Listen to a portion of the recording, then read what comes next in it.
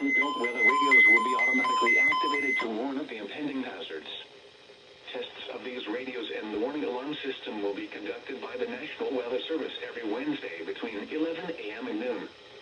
If there is a threat of severe weather, the test will be postponed to the next available good weather day. Reception of this broadcast and the warning alarm will vary at any given location.